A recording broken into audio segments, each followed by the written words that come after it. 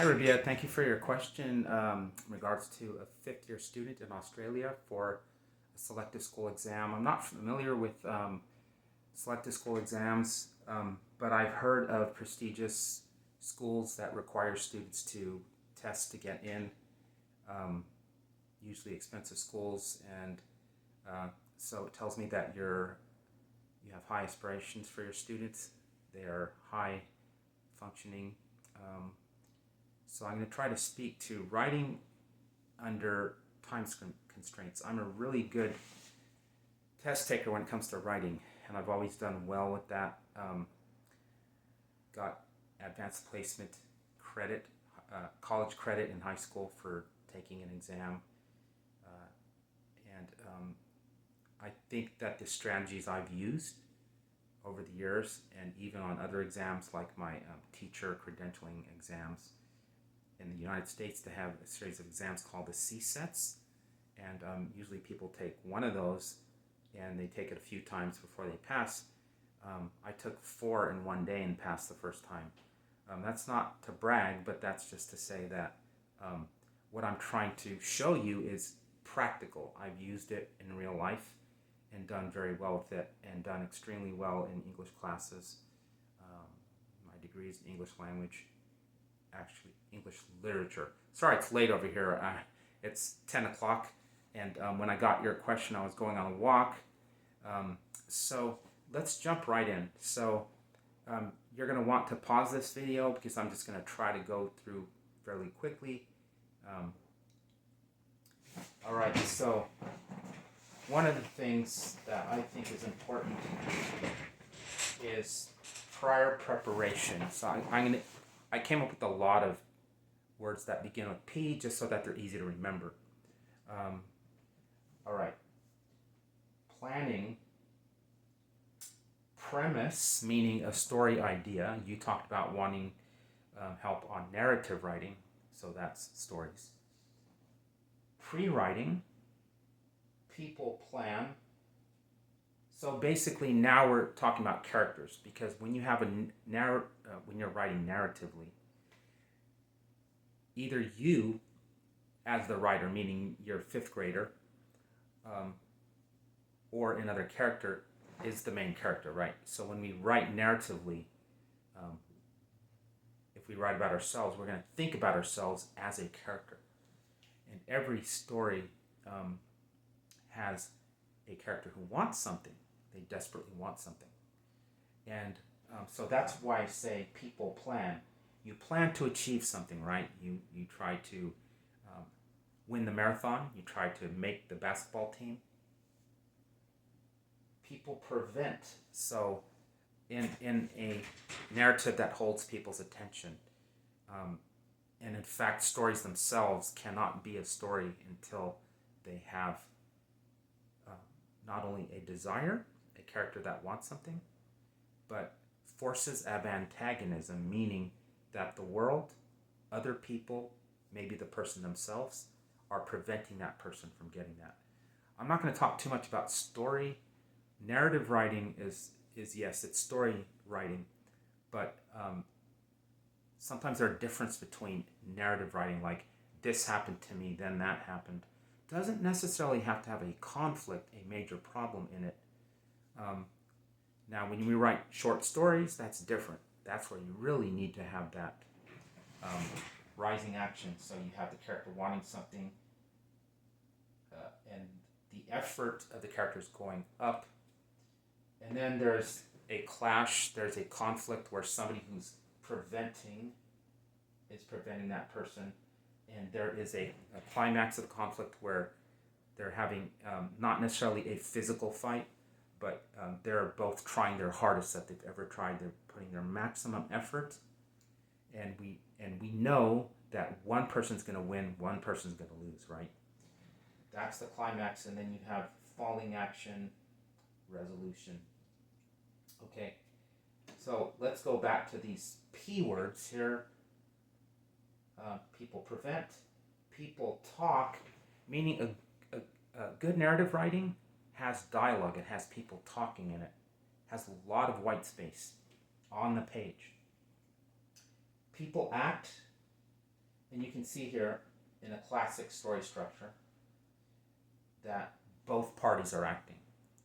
The hero of the story or the narrative and the person or persons or forces, sometimes they're tornadoes, hurricanes, earthquakes, COVID-19, are also acting. And then people change. All right, so let's talk about a flow map. This is a thinking map. By the way, if you're watching this video and you don't have a fifth grader who's trying to get into a selective school, this is still a very useful lesson. We have 8 different thinking maps. This is one of them. A very simple thinking map like this goes from one event to the next, to the next, to the next, to the next, to the next.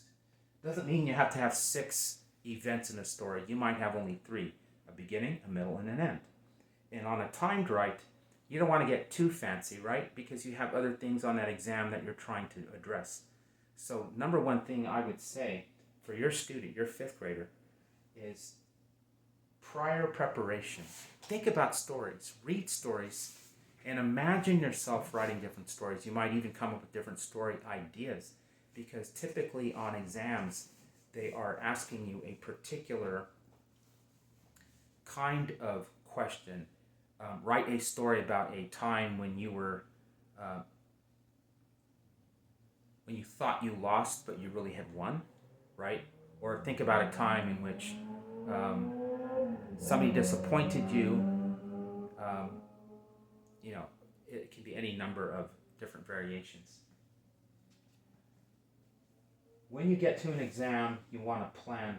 So what I'm suggesting that the first thing that your 5th grader does when they get to the exam is they have plenty of scratch paper, and they have a flow map like this. Now, I've used these post-it notes, but I could have just drawn a box, right, instead of doing all that. But I'm doing this video really quickly at the end of the day, and so the first event is here, second, third. These lines are actually for your planning, almost like an outline, where you're just putting down the basic ideas, who, what, when, why, where, that sort of thing. So what happened first? Then what happened? Then what happened? And of course, if you want good transitions,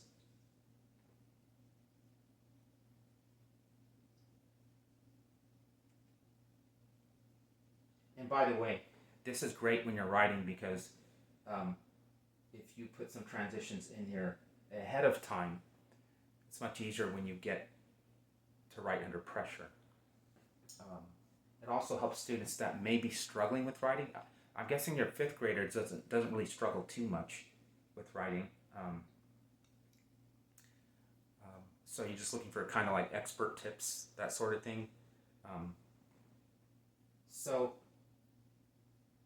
you're getting organized here, and there are 3 main pillars here. I know I'm jumping around a lot, but this is kind of like my style of teaching. I'm going to dive right in, but I want to give you kind of an understanding of the big picture. Organization is important. So when your student gets to the exam, have a blank piece of paper, and then immediately when they read that narrative writing prompt or that question, that problem, whatever you want to call it, they should have a piece of paper and draw these on there, okay? And then what you're going to do in here, either you could draw pictures, and on an exam, probably that's not the best idea, although you can do stick figures. But I want your 5th grader to visualize, to imagine the story like it's a movie. And what you do from that point, or you can just summarize, met my friends at the track meet, warmed up, went through the first routine, right? The game started, fell down, right? And then over here, somebody trips over the person. I know it's a terrible example, but person trips over, there's a fight, And then it's a race to the finish because now everybody has to get up and nobody knows what's going to happen next. Person loses the race, but then something good comes out of that, right? That happens last. So what you do here is you just put race begins, or we meet at the track meet, race begins. Very simple. And then here you put the actual details. Like I was a runner on a relay team, and we were there to do 3 routines, right? So you might put the setting here, where or when the story takes place. Here, you can start to put more details here, and then this becomes the outline, right here. This. 6 of these. I didn't draw the lines below here because I was writing down these different directional premise or principles here. Okay. Now, here's an important thing as well. Time management is everything in a written exam, right? So the thing that you want to do to prepare your 5th grader is to write a story to see if he or she can write it in 30 minutes. And then, can they write a story in 20 minutes? Can they write a story in 10 minutes? And you want to budget like 1/3 of your time just to draw this, just to come up with the ideas. So if you have 15 minutes for that question, then let's say you have 10 minutes. Okay, let's make it real. You have 10 minutes to write a story, and it has to be good. Prior preparation is everything. So you come up with your story premise. You quickly decide what the story is going to be. And here's a pro tip. You write down 3 or 4 different ideas, maybe 5 ideas of different things. Just brainstorm really quickly on a separate sheet of paper, maybe the back.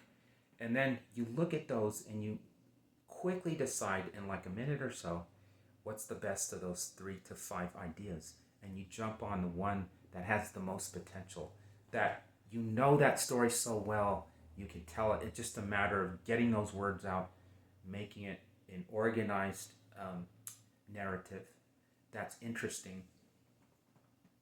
So you've got 3, maybe even 4 minutes, no more than that.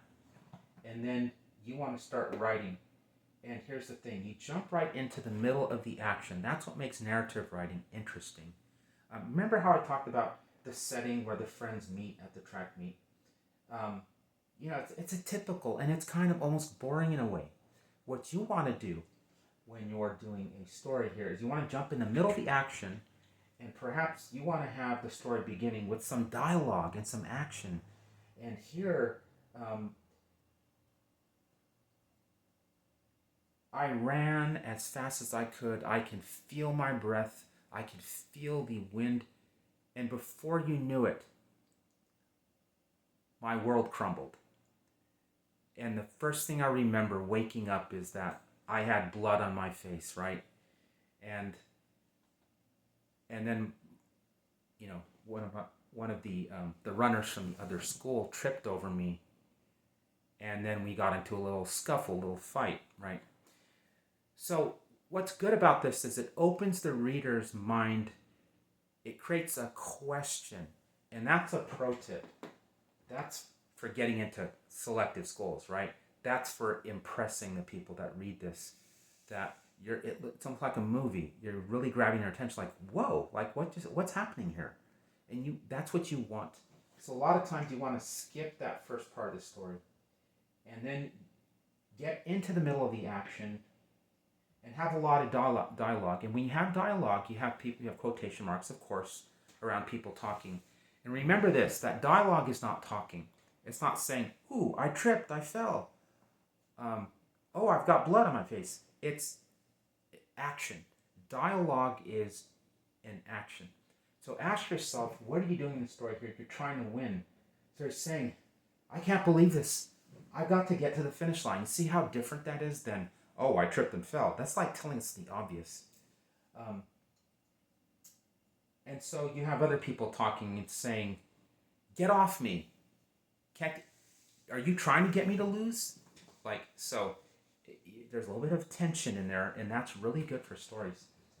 And then you ask yourself, how does the story progress? And you just keep writing from there, okay? Because basically you already have your outline here. It's just a matter of a race against the clock. And then make sure that the ending is interesting, that either there is closure, something happens, the questions that are raised in the story get answered. So, at that point, you can bring in those details like this was for the first place prize, and this was our school's first championship in 50 years. That sort of thing that you might think comes in the beginning of a story is kind of boring because it doesn't really mean anything until it means something, right? And when you get people involved in the story, then they're going to want to know, oh, okay, like how old are these kids? Like, and are their parents watching? So anyway, I think I'm rambling at this point, but let's say you write and it's 8 minutes, 9 minutes, even 10 minutes. Sometimes it's okay to go over if you budget your time. Here's another thing I would suggest. When your student gets to the exam, read over the entire exam and look at what is it that I need to do as a student. Okay, I have this exam. Look, there are 3 writing prompts. One of them is narrative. One of them is like descriptive writing. One of them is problem and solution writing. And so, okay, I think each one of those will take me 10 minutes, 10 to 15 minutes a piece. So that's 45 minutes. I have 2 hours in the exam, and I have 30 multiple choice questions. So if I have 2 hours for that exam, I think that a whole 45 minutes, maybe less, is going to be devoted towards these writing prompts. One of them is going to be a narrative writing prompt. And then I'm going to have an hour for these 30 questions. Oh, okay, that's 2 minutes per question. And so if your student is confident that they can answer a multiple choice question in a minute, they're going to be in a good position. They're probably going to do really well in that exam. And here's another pro tip. Once you write, and I keep flipping back between you, but it's really I'm talking about your 5th grader. Once your 5th grader writes that narrative, that story, that it's a narrative or a story, they're going to want to proofread that. They're going to want to quickly look for any holes in the story, things that didn't get answered, because we're in the middle of the action. You're going to want to fill in some of those details that you left out because you were trying to create suspense. And so you'll eventually want to answer those questions. And so, yeah, half the battle is time management. It really is. And it's also knowing what tools you're going to use. And a flow map is a great tool. So I hope that's been helpful to you. And if it has, let me know. And if it's confused you completely, let me know. If it's if you'd like more or you'd like me to cover something else, let me know. All right. So this is Kevin Shah with Kevin Shah Tutoring, and I have a high school tutoring group beginning in the summer. It's a 6-week program, and if you're interested, there's a quick 2-minute phone call we can do to see if your students' needs and my expertise can meet together. And so there's a lot of other great things we're going to do on this Facebook page and in other places as well. Okay, so take care out there and be well.